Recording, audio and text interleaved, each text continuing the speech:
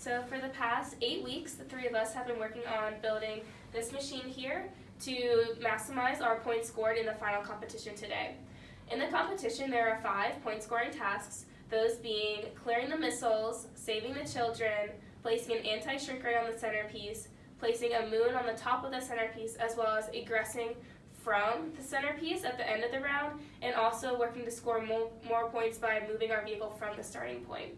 Now we have elected to focus on only 4 of these tasks, and we have sacrificed placing the moon on the top of the centerpiece in order to achieve consistency with the remaining 4 tasks. I'll talk about the first 2 subsystems of our assembly. First, this is our second iteration of the moon arm that we tried to make.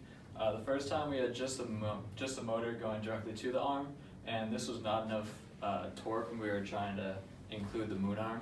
The moon arm originally came all the way to the front here and put the moon onto the centerpiece, but the problem that we had with that is that it would always fold over on its own weight when it was trying to lift up, and this would have caused a disqualification, so we ended up scrapping that idea and just sticking to the basics.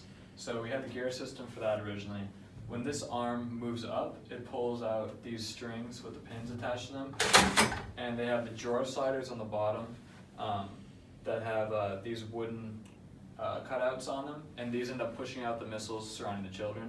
This has been working very consistently for us, and it was always keeping all the missiles outside of the safe zone whenever we were testing, and it was a very good design, and I'll have Lauren talk about the other 2 subsystems. So our shrink ray subsystem is at the front, and it is powered by these actuators which push up on these 2 wooden blocks that have PVC holders for the shrink ray and anti-shrink ray.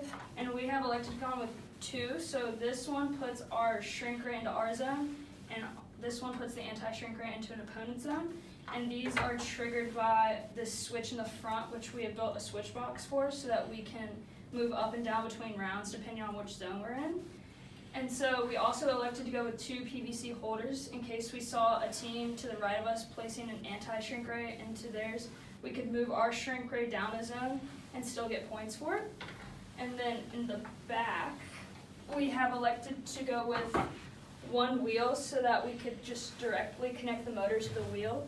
We were seeing other teams having issues with the gear system when they were building 2 wheels in the back, and 1 wheel still allows us to be stable but effectively drive in and drive out.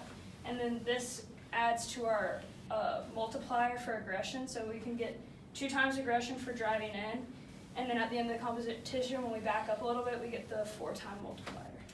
Yes, so over the course of the competition leading up to today, we have competed in 3 preliminary competitions in which we have competed 3 different iterations of our design. And throughout the course, we have been able to achieve higher and higher scores with each competition, leading us to the design that we have today that we have built based off of our own testing results as well as observations we have seen from our competitors. Thank you.